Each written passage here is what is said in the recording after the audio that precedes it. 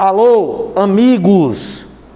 Hoje nós vamos ter a última aula do capítulo 12.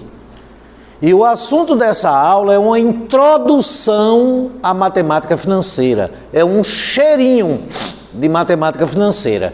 Eu seria leviano se eu dissesse a vocês que vou dar aula de matemática financeira. Matemática financeira é muito mais, mas ponha muito mais do que isso.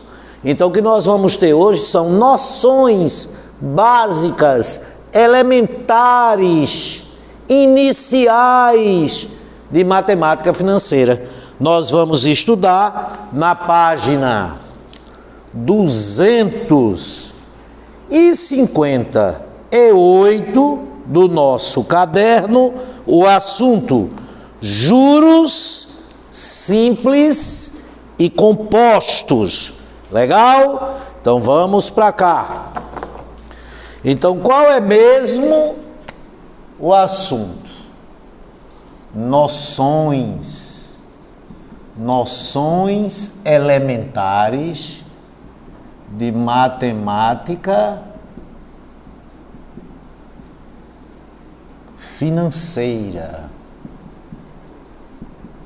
Noções elementares de matemática financeira.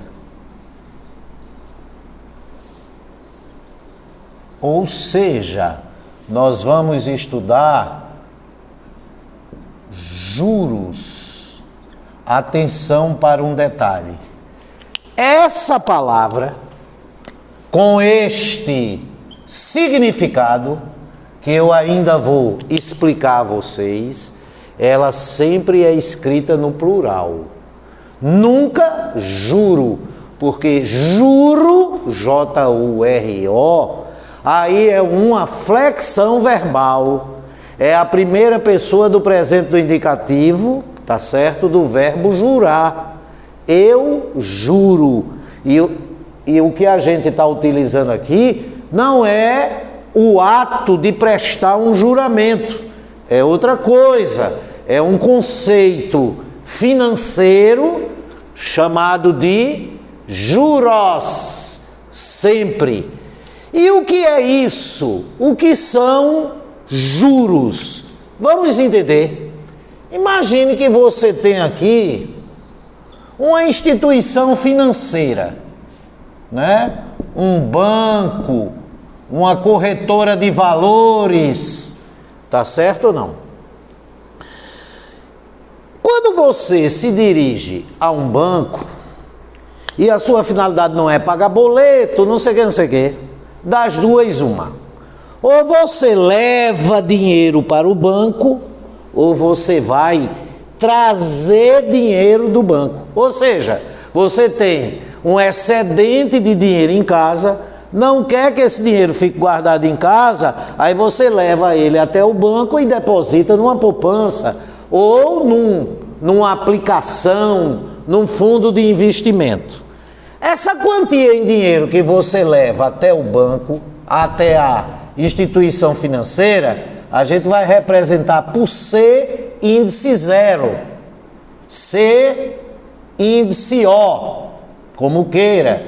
E isso é o capital inicial. Legal ou não? Pois bem, aí quando você coloca esse dinheiro no banco, tá certo? Se é um dinheiro seu que você está botando no banco, você está alugando esse dinheiro ao banco, né? Da mesma maneira que se ao invés de dinheiro fosse uma casa, se você entrega ela a alguém para ficar morando, você vai alugar essa casa. Então você aluga esse dinheiro. Aí o aluguel é chamado de taxa e é representado pela letra I. Tá certo ou não? E esse I, ele é uma taxa percentual por intervalo de tempo. Tá certo? É uma frequência. Por exemplo, 10% ao mês, 20% ao ano, 5% ao dia, 8% por hora. Ou seja, se for 10% ao mês, né, o aluguel, a taxa, então todos os meses o banco vai pagar a você, não é, 10% do capital inicial para ele poder usar o capital inicial. Se foi o contrário, você pediu dinheiro emprestado ao banco, o banco está ali alugando esse dinheiro e você vai pagar quanto de aluguel? A taxa, por exemplo, 15% ao mês. Então, todo mês você tem que pagar ao banco por estar usando o dinheiro dele, 15% do capital inicial. Outra coisa que tem que se pré-estabelecer é um certo T, que muita gente chama de tempo, só que esse T não é o tempo, é a quantidade de períodos. E o que leva muita gente a pensar que esse T é o tempo, porque a quantidade de períodos tem a ver com o intervalo de tempo da taxa. Por exemplo, se a taxa for 10% ao mês, para o T ser 5, é preciso que se passem 5 meses. Se a taxa for 10% ao ano, no intervalo de tempo de um ano, vai haver 12 períodos, porque os períodos são mensais. Pois bem, depois que passa essa quantidade de períodos, você vai buscar, você vai resgatar o dinheiro que você alugou ao banco, o dinheiro que você entregou ao banco para ele usar, já que você não estava usando, e pelo qual ele pagou um aluguel baseado nessa taxa, que é uma taxa percentual por intervalo de tempo, durante essa quantidade de períodos T. Aí, aquele dinheiro que você recebe do banco é o quê? É o dinheiro que você depositou, o capital inicial, mais um certo valor que é correspondente aos aluguéis, e esse valor é chamado de juros. Então você vai ter aqui o capital final, que por sinal tanto faz dizer capital final como dizer montante. Certo? Aí tanto pode ser representado por ser índice F, como ser representado por M. O interessante é que quando eu chamo o capital final de montante e represento ele por M, o capital inicial eu represento ele por C. Aí aquele C é o capital. Agora, se eu chamo esse dinheiro de capital final, então eu tenho dois capitais. O final, que é o montante, que é o capital inicial mais os juros, e o capital inicial. Tá certo? Agora veja, do capital inicial para o capital final, ocorre uma certa variação de capital, que é o capital final menos o capital inicial. E essa variação de capital é o que nós chamamos de juros. Então, os juros é o quanto o capital final é maior do que o inicial. Tá certo? Por quê? Porque o capital final é igual, acompanhe meu dedo, o capital final é igual. Vamos passar esse menos capital inicial para o segundo membro. Bora! Aí fica o capital final é igual ao capital inicial mais os juros. Legal? O capital final é igual ao capital inicial mais os juros. Ou então, o montante é o capital inicial mais os juros. Essa definição que eu dei para vocês aqui, tá certo ou não?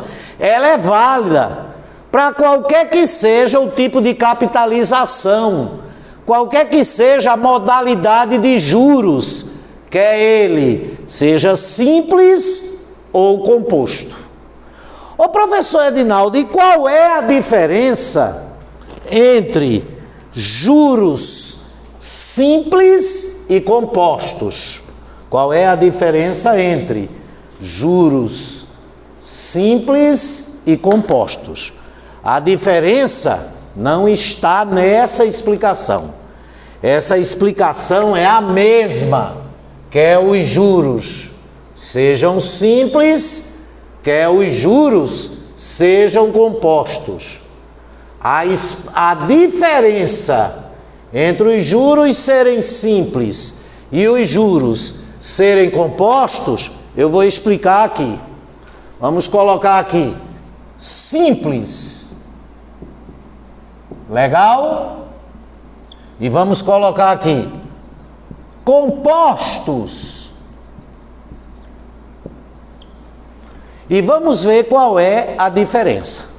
Então imagine um capital inicial de 100 unidades monetárias.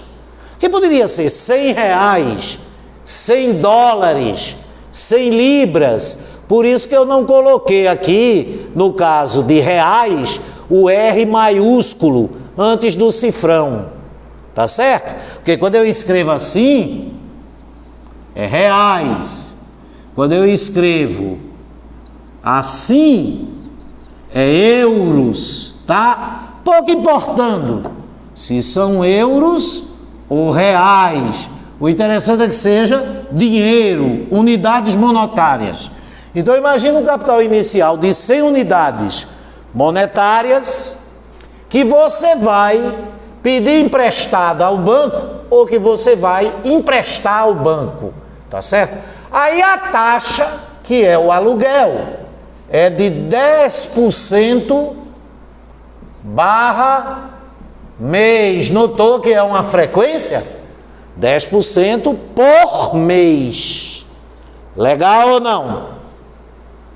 Aí vamos calcular o total de juros que serão pagos. Então veja só, tá aqui, né, o valor inicial. 100 reais, cifrão 100, que é o capital inicial. E como os períodos são mensais, imagine que se passe aqui o primeiro mês, tá? O primeiro mês. Aí vamos calcular os juros relativos a esse primeiro mês. É de quanto? 10% por mês do capital inicial. E do é vezes. Então é 10% ao mês do vezes capital inicial 100, cancela 100 com 100, os juros relativos ao primeiro mês, o aluguel de um período, no caso, o primeiro período, o primeiro mês, vai ser de 10 unidades monetárias. Como é mesmo o capital inicial é 100 unidades monetárias.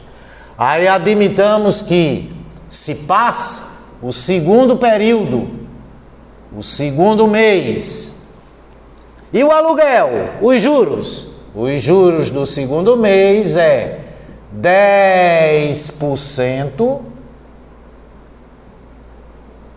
de 100, cancela 100 com 100, juros do segundo mês é igual a 10 unidades monetárias. Eu não sei se você está notando, o aluguel, os juros de cada período, você sempre pega a taxa e multiplica pelo capital inicial. A taxa e multiplica pelo capital inicial. Aí mais um período, tá aqui o capital inicial, 100 unidades monetárias, Se passa o terceiro mês, aí os juros do terceiro mês, o aluguel do terceiro mês é 10% de 100, cancela 100 com 100, juros do terceiro mês, mais 10 unidades monetárias. Aí vamos parar por aqui. Aí quem vai ser o capital final ou montante? O capital final ou montante. Depois de 3 meses você vai buscar seu dinheiro no banco. Então o capital final é o capital inicial, o dinheiro que você alugou ao banco, mais o total de juros. Legal ou não?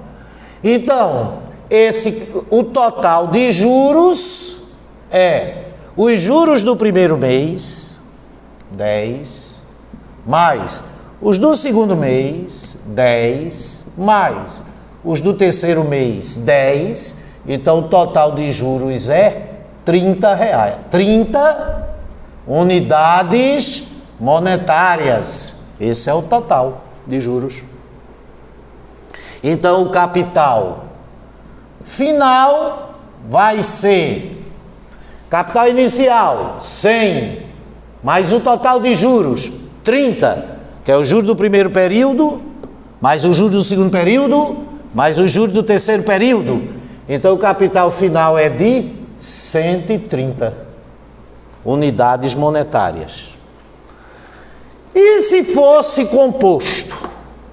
Se fossem juros compostos, vamos pegar o mesmo capital inicial, 100 unidades monetárias, a mesma taxa, 10%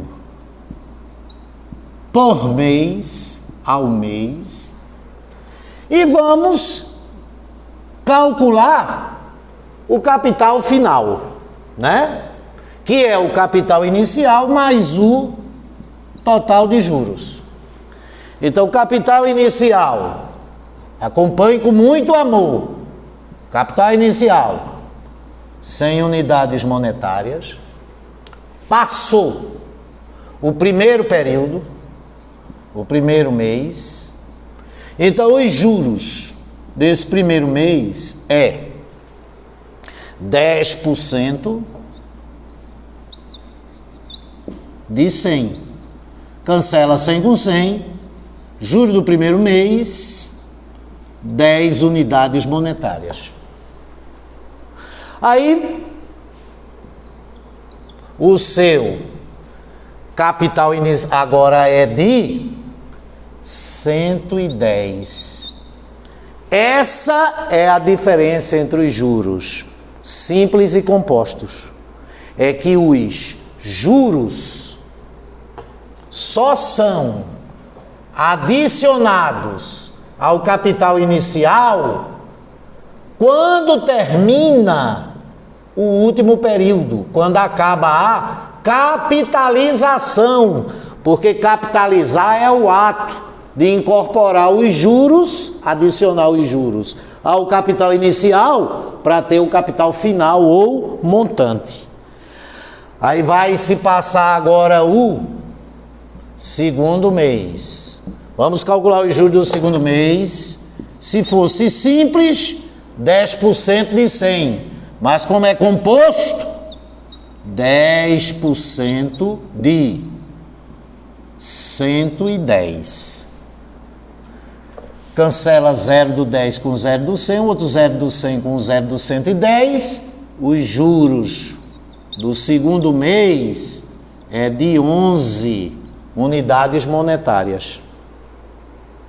Se fosse simples, era 10, 10, 10. Mas como é composto? 10.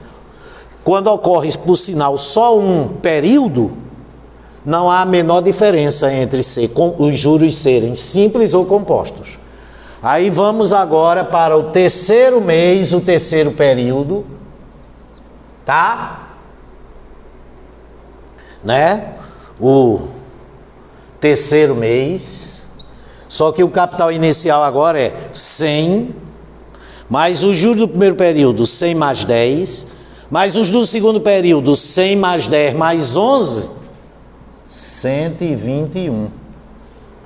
Aí os juros desse terceiro mês, legal? J3 vai ser 10% de 121. Cancela 0 com 0. Uma vez 121, 121, 121 sobre 10, o juros do terceiro período é 12,1.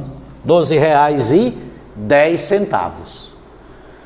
Encerrando o processo de capitalização no terceiro mês, tá? Aí, quem vai ser o capital final? O capital final, o montante, é o capital inicial, 100, mais o total de juros. Então, esse capital final vai ser, em unidades monetárias, 100, mais 10, mais 11, mais 12,10. 100 mais 10, 110. 110 mais 11, 121. 121 mais 12,10, 121 mais 12,10, 133,10. Essa é a diferença. Sensacional. Agora vamos a um comentário muito interessante. Quando os juros são simples,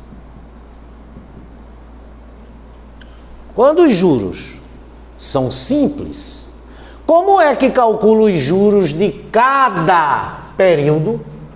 Multiplicando a taxa pelo capital inicial. Né? Então, esse 10 aqui, o juro do primeiro período, foi a taxa, 10%, vezes o capital inicial, 100.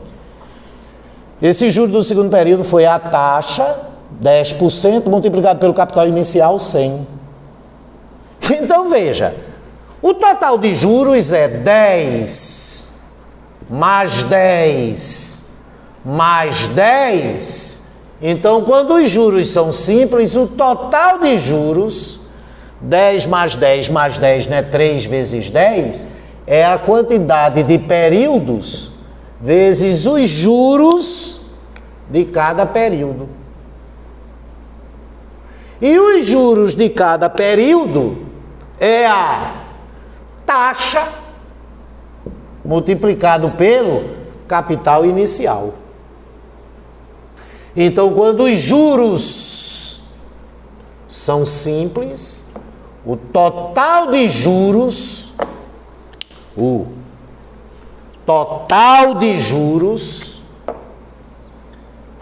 é como aqui você está multiplicando, a ordem dos fatores não altera o produto, é o capital inicial vezes a taxa. E quando você multiplica o capital inicial pela taxa, você tem os juros de um período multiplicado pela quantidade de períodos. Agora, não sei se você notou uma coisa. Nessa expressão, você tem 4 parâmetros. Aliás, né? 4 parâmetros. O total de juros, o capital inicial, a taxa e a quantidade de períodos. Você pode calcular qualquer um dos 4, desde que saiba os outros 3. Se você souber capital inicial, taxa e quantidade de período, calcula o total de juros. Se você souber o total de juros, a taxa e a quantidade de período, calcula o capital inicial. E assim sucessivamente. Mas em nenhum momento dessa expressão você tem o capital final ou montante. E se o problema pedir o capital final ou montante? O capital final, que também é chamado de montante, tanto faz, é igual ao capital inicial mais o total de juros, que é o que nós já vimos aqui, né? O capital final, o montante, é igual ao capital inicial mais o total de juros. Porque o que está explicado aqui serve qualquer que seja a modalidade. E se os juros forem compostos, se os juros forem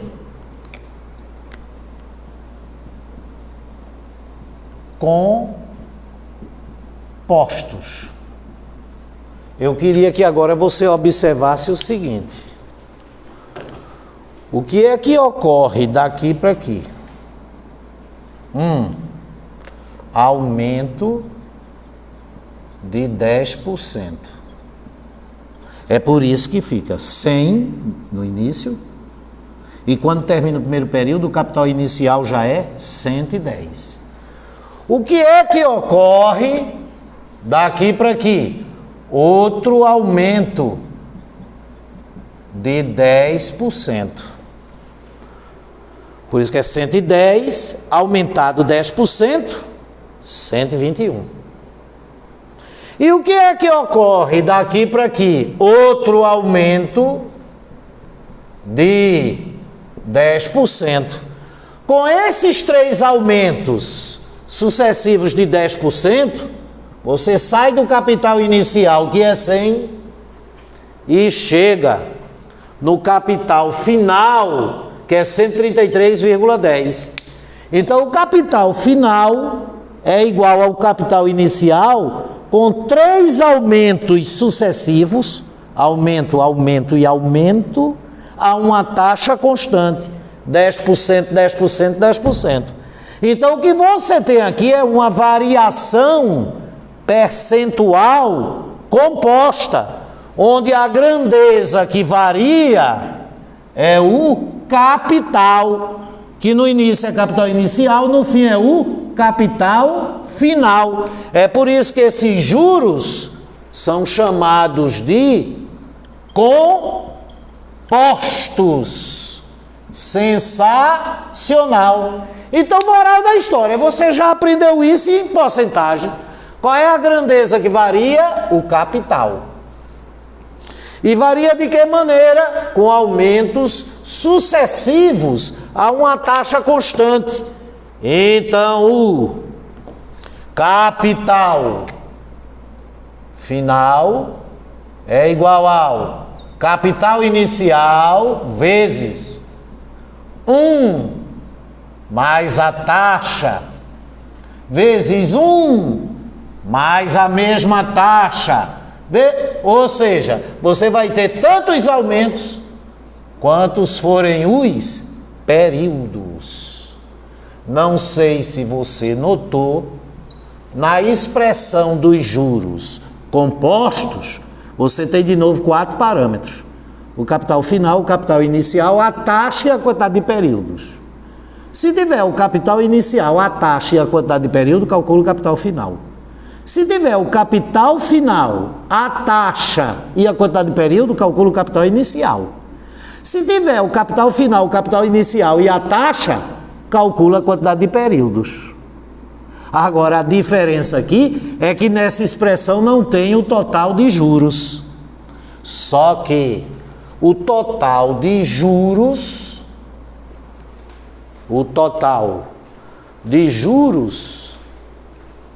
J, independentemente de ser composto simples, é a variação de capital. E a variação de capital é igual ao capital final menos o capital inicial. Então, o total de juros é capital final menos o capital inicial. Eu não sei se você percebeu, né? Essa expressão que é essa mesma, né?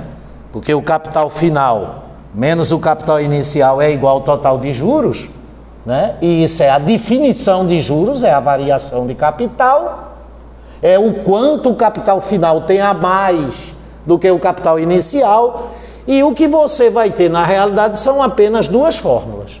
Essa para quando os juros é compostos, que você já sabia de variação percentual composta, e que nela não aparece o total de juros, e essa para quando são simples. Tá certo? Quando os juros forem simples. Mas aqui você não obtém um capital final. Você obtém um capital final nessa daqui. Sensacional. E é muito fácil memorizar, porque quando eu pego a taxa e multiplico pelo capital inicial, eu tenho os juros de um período, se a modalidade de capitalização for simples. E como os juros de cada período são iguais, aí eu pego esses juros de cada período, que é o capital inicial vezes a taxa, e multiplico pela quantidade de períodos. Sensacional. Por sinal, só fazendo o teste de São Tomé, será que usando essa expressão, essa daqui, eu partindo dos 100 reais como capital inicial, na modalidade de juros compostos eu chegaria ao mesmo 133,10? Sim, veja por quê, né? Compostos. Capital inicial 100. Taxa 10% por mês.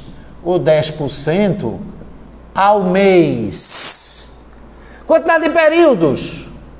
3. Então, o capital final é igual ao. Capital final é igual ao. Capital inicial, 100, vezes 1, mais 10%, elevado a 3. Então, o capital final é igual a 100 vezes 1 mais 10% é 100% mais 10%, 110%. 110% é 110 sobre 100. Cancela 0 com 0, fica 11 sobre 10. Elevado ao cubo, então é 100 vezes 11 sobre 10, vezes 11 sobre 10, vezes 11 sobre 10. 10 vezes 10, 100, cancela com esse 100. Aí ficou 11 vezes 11 vezes 11, dividido por 10.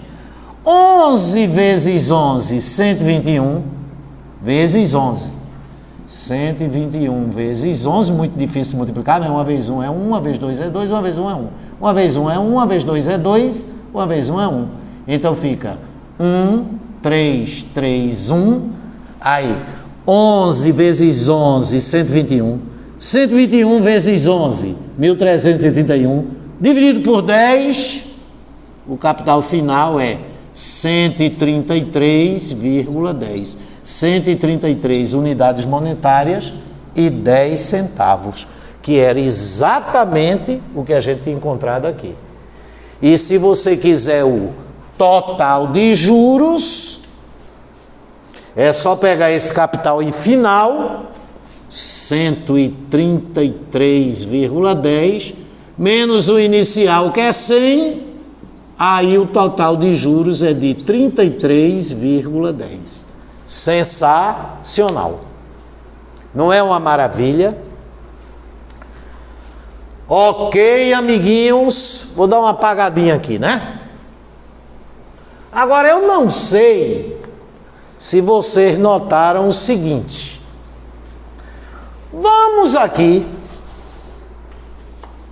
dar uma trabalhadazinha.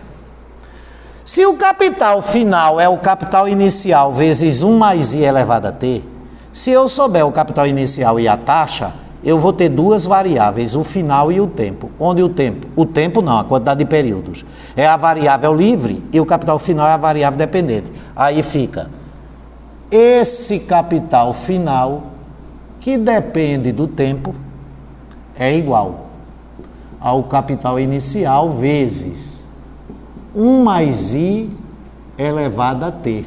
Se a variável livre é t e está no expoente, isso é uma função exponencial. Aí, como é que seria o gráfico? Eixo das ordenadas, variável dependente, capital final. Eixo das abscissas, veja como foi bom ter estudado funções. Variável livre, t, a quantidade de períodos. E como é uma função exponencial, esse capital inicial é positivo. E essa base é maior do que 1, é uma função exponencial crescente.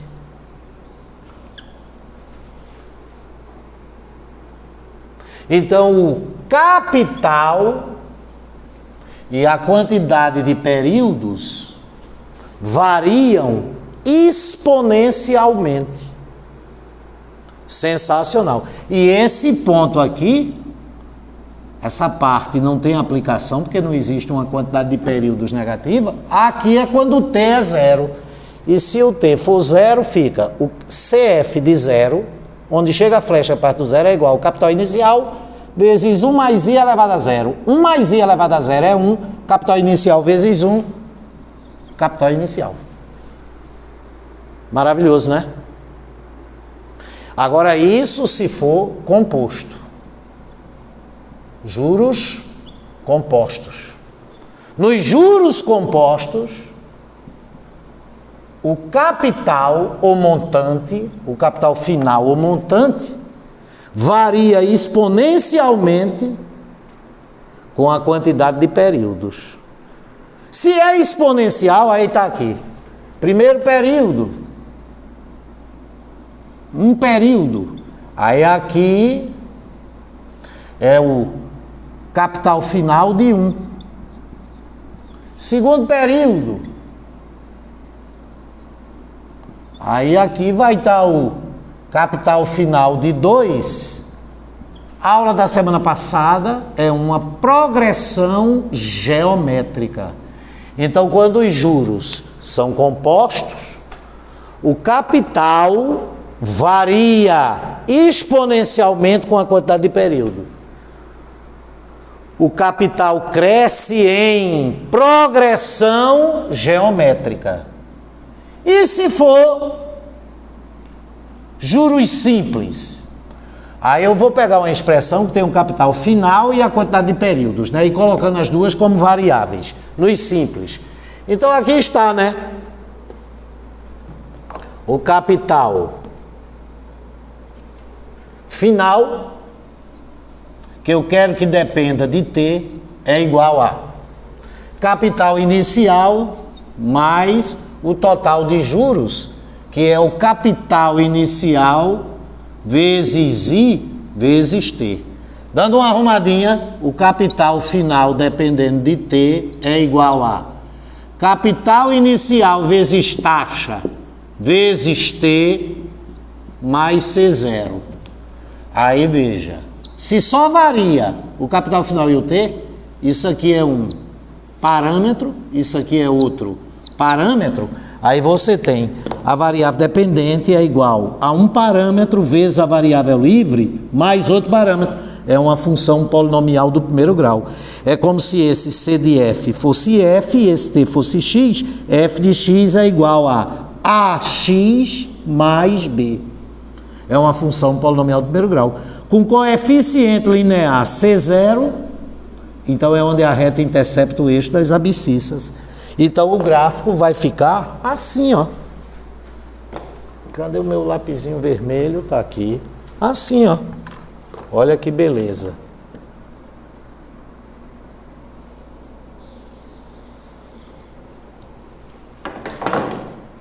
Aí aqui é quando os juros são simples.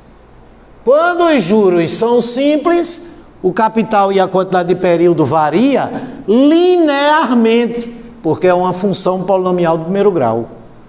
Quando os juros são compostos, o capital final e a quantidade de período variam, azul, exponencialmente. Se quando os juros são compostos o capital varia exponencialmente e quando eles são simples varia linearmente, então o capital final, quando os juros são compostos, cresce em progressão geométrica e os juros simples em progressão aritmética. E esse ponto aqui é um ponto de equilíbrio das duas retas, porque quando o t for zero, aí fica aqui, ó, CF de zero é igual a capital inicial vezes taxa vezes zero, isso daqui tudinho dá zero, aí fica CF de t igual a C0. E o outro ponto de equilíbrio